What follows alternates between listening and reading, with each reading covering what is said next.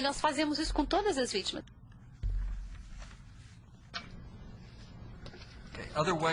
Outras formas de obter transparência, relações comunitárias. Nós temos portas abertas às forças militares, onde o público é convidado para vir para as nossas instalações. Temos tanques, as pessoas fazem perguntas. Mas tivemos também os nossos locais de corte abertos, para que as pessoas possam ver o que acontece nas cortes marciais. Nós fazemos também palestras para escolas e grupos comunitários. Eu já fiz isso nos Estados Unidos. Fui para escolas para falar como a justiça militar funciona. Temos também sites, estamos no mundo moderno. Todo mundo tem acesso a um computador. Então, temos os nossos próprios sites da internet, onde falamos sobre explicações sobre a justiça militar. Então, todo mundo no mundo inteiro pode ter acesso a esse tipo de informação. Então, as operações militares em outros países, existe uma suspeita natural das tropas externas que precisamos superar. E a nação anfitriã normalmente assume que o Estado remetente cobrirá a má conduta. E isso é realmente o que acontece, porque existe essa ideia de quando você está servindo um outro país, você tem que ficar com a sua tropa e você tem que proteger a sua tropa, porque as coisas são diferentes do que são nos Estados Unidos. Um soldado americano mata um civil iraquiano, um cidadão inocente. E eu posso dizer para vocês, existem soldados que falam, mas eu era um Iraque só. Foi só um árabe. E também eles estão tentando matar nós. Mas existe essa ideia que nós precisamos proteger as nossas pessoas.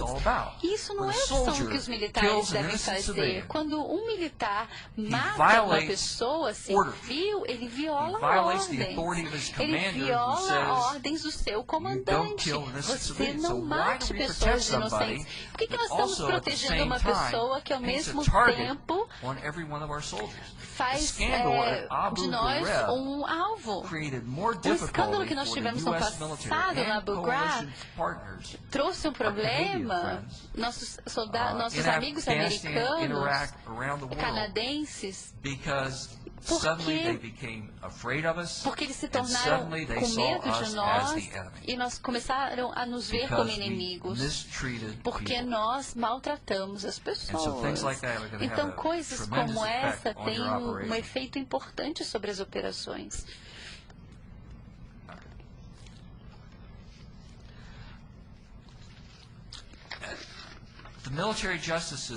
O sistema de justiça militar e como nós lidamos com os nossos soldados que agem mal tem que ser feito de forma transparente e precisamos de mostrar transparência e credibilidade. Num dos meus seminários, nós tivemos um soldado sudanês. A sua filha foi estuprada por um egípcio no Sudão, por uma pessoa da Força de Paz da ONU. E ele levou a sua filha de volta imediatamente. O que aconteceu? Os sudaneses não sabiam.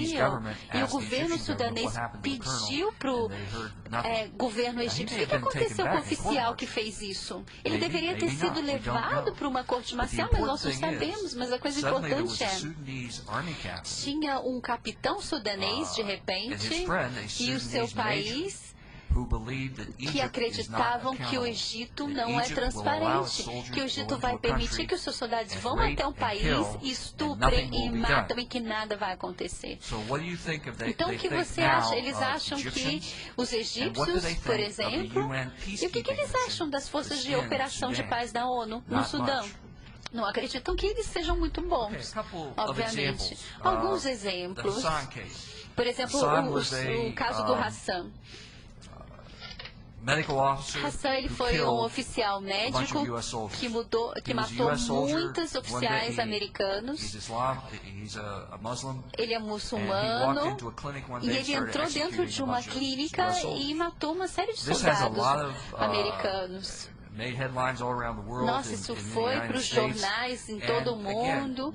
E, de novo, nós abrimos isso para a imprensa, falávamos sobre isso todos os dias, diariamente. Mas nós temos que proteger também os direitos deles. E também temos que satisfazer a necessidade do público de saber. Vamos um pouquinho mais. Abu Ghraib.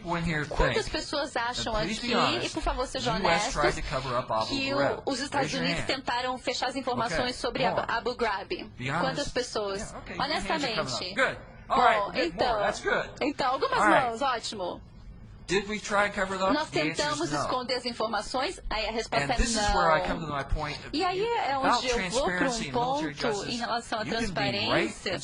Você pode ser transparente e esperto, mas você também pode ser transparente e burro. Nesse caso, os Estados Unidos foi transparente e burro.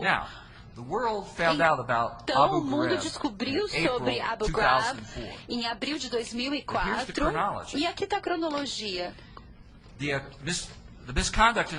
O problema dos nossos soldados Abu Ghraib aconteceu em outubro, dezembro de 2003. Em janeiro de 2004, disseram que um soldado americano estava abusando prisioneiros em Abu Ghraib e tinha fotos. 3 dias depois, aquele relatório estava na mesa do comandante de todas as tropas no Iraque. No outro dia, 2 dias depois, apontou 5 investigações importantes feitas por oficiais. E no mesmo dia, houve a imprensa falando: os soldados americanos foram acusados e estão sendo investigados de abusar pessoas no Iraque. E a imprensa falou: e se eu disse só isso? Soldados americanos estão sendo investigados.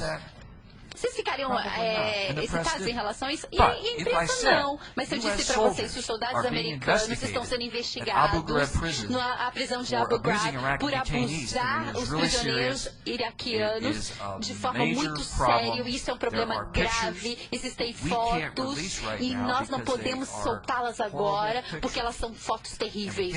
E nós não podemos levá-las a público porque teremos muito problema e cortes militar e não queremos atrapalhar as cortes marciais. Mas isso é um escândalo terrível. Vocês ficariam mais interessados assim? Se eu dissesse para vocês, eu vou mostrar para vocês algumas fotos, mas vocês não podem colocá-las na imprensa. E aqui estão as fotos. Você daria mais importância a isso? Essas são as fotos que saíram. E tudo entre as fotos que foram colocadas na imprensa foi assim. E isso foi um problema sério. Nós começamos então a indiciar oficiais, indiciar 25 oficiais em Abu Ghraib. Nós envolvemos várias pessoas. No caso, por exemplo, dos oficiais superiores, demos processos administrativos. E isso mudou a percepção dos iraquianos? Eu acho que sim, porque os iraquianos perceberam que os soldados, eles saíram de controle, mas que o governo americano correu atrás deles, e eles vão consertar. Mas porque nós não preparamos o público para quanto isso era sério, nós falhamos e perdemos a batalha de apoio público. E isso é duro para cada um de nós no Iraque, na época em que isso aconteceu. E como eu disse, e eu espero que esteja claro, eu não estava antes que isso acontecesse. Eu me tornei o oficial legal depois que isso aconteceu, tá bom? Só para ficar claro. Então tá bom. Um último exemplo, e aí eu vou abrir para perguntas. Kosovo, no Kosovo, por exemplo, nós tivemos um soldado americano que sequestrou que estuprou e matou uma menina de 14 anos. Quando isso aconteceu, a primeira coisa que os Estados Unidos fizeram foi levá-lo fora do Iraque e levá-lo para a Alemanha,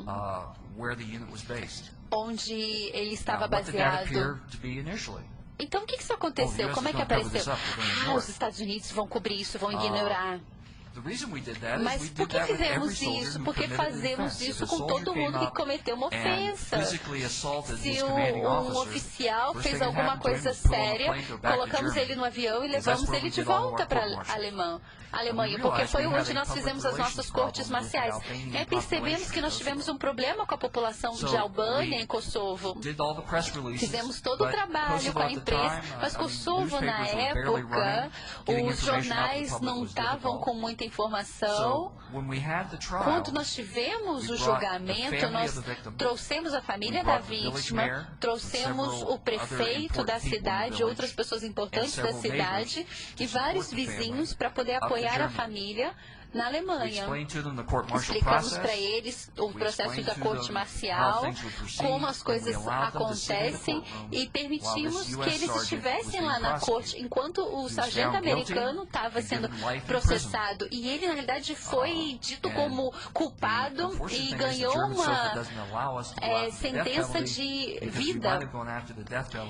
Nós não fomos para a pena de morte, mas isso não aconteceu. Esse é um bom exemplo de como a transparência pode ser feita. Então, com a população local, é algo que pode ser feito.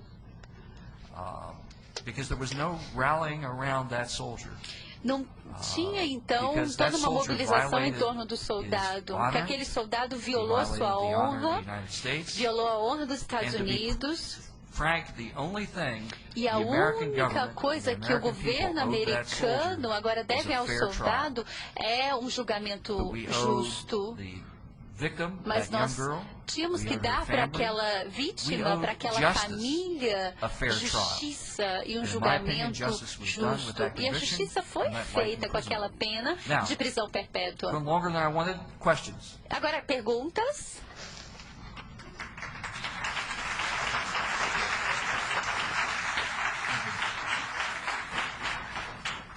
Hard questions, uncomfortable questions. Perguntas difíceis, por favor. Nós tivemos aqui no tribunal, há 2 anos atrás, a presença do general Tate falando sobre a justiça militar americana também. E ele deu um destaque à justiça do comandante. O breve questionamento que eu faria ao senhor, o primeiro deles, era o seguinte. Nós sabemos que num porta-aviões há mais de quase 7 mil militares. Essa justiça do comandante, essa justiça é executada no porta-aviões quando o militar comete uma ilicitude ou ele é desembarcado e julgado em terra? Esse é o primeiro questionamento. E a segunda questão que eu queria perguntar ao senhor, o senhor falou muito na opinião pública do povo civil com relação à justiça militar e os militares. Eu perguntaria ao senhor, essa visão do povo civil americano mudou depois de 11 de setembro? Ela mudou em termos de apoio até aos direitos humanos? O povo americano mudou com relação a isso? Ou continua sempre um defensor dos direitos humanos incondicional?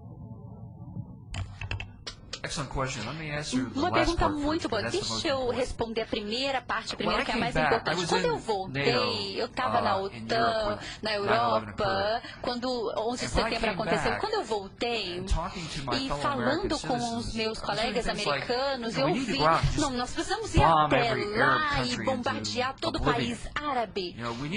Nós precisamos, os muçulmanos não podem ser confiados, são pessoas do mal.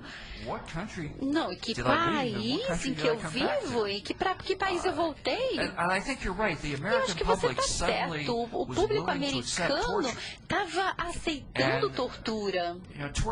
A tortura não é simplesmente ilegal ou imoral, é burra. Você não pode ter informação boa com tortura. Se você quer ser efetivo, você não tortura. Então existe essa ódio, uma vez que permitiram que a tortura fosse possível.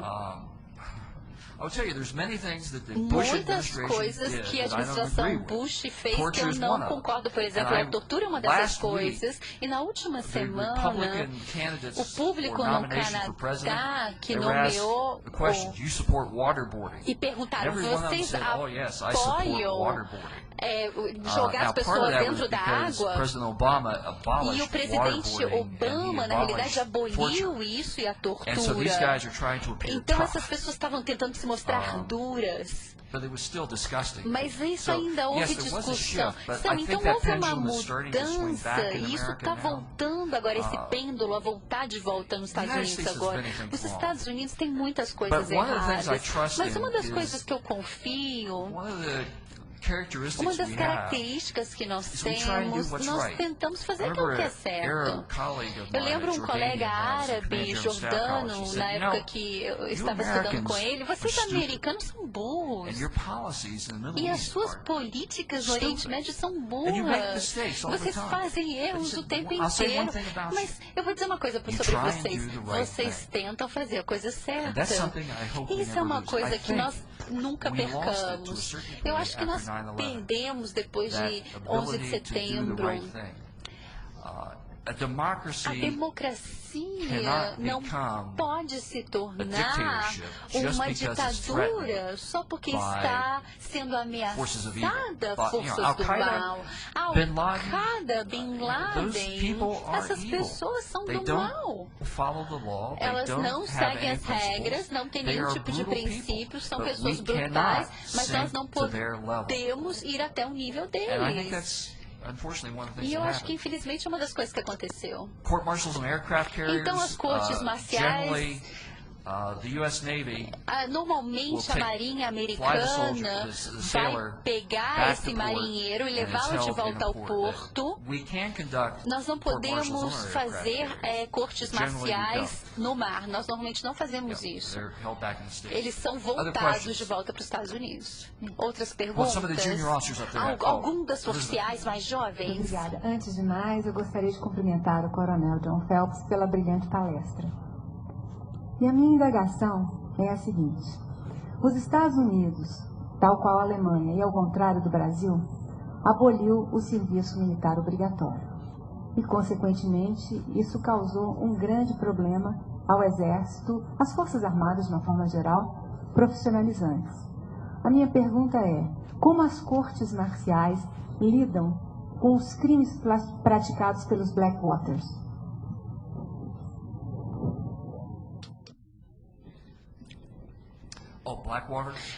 Bom, os Blackwaters no Iraque. Bom, eles são uma organização que foi contratada pelos Estados Unidos. Não tinha uma questão militar envolvida. As cortes marciais, apenas em tempos de guerra, devem ser autorizadas, podem ter jurisdição sobre civis. Então, uma vez que nós saímos desse estado de guerra e ocupação dentro da Convenção de Genebra e demos a soberania de volta ao governo militar, ao governo do Iraque, nós não estávamos mais em estado de guerra. Então, não tínhamos mais autoridade sobre os Blackwaters. Essas são aquelas pessoas que são julgadas nas cortes comuns americanas. Tivemos realmente uma grande questão na legislação americana, porque nós tivemos um civil que cometeu um problema em outro país e os Estados Unidos não pôde fazer muita coisa. Nós tivemos que arranjar uma forma de fazer isso. Nós podíamos deixar os nossos cidadãos serem julgados nas cortes locais, mas no Iraque nós tínhamos um acordo dizendo que os iraquianos não poderiam fazer isso.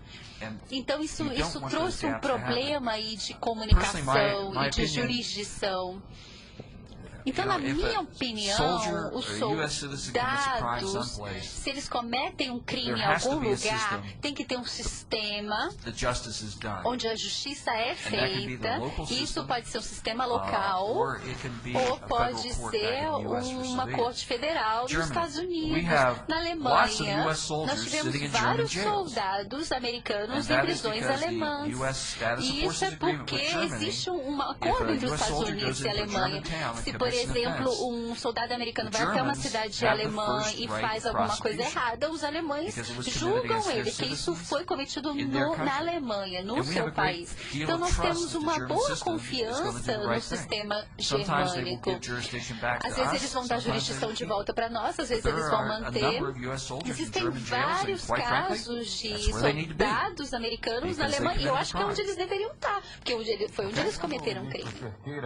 Irá fazer os agradecimentos ao Coronel John Phelps. Primeiramente, em nome do ministro-presidente do STM, gostaria de cumprimentar o Coronel John Phelps pela excelente apresentação.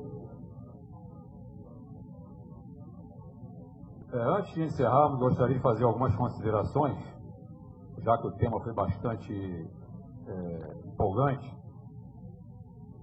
Citou outras perguntas, mas devido ao tempo, eu como presidente aqui da mesa, infelizmente tenho que encerrar para poder dar continuidade aos outros palestrantes. Fazer umas pequenas considerações.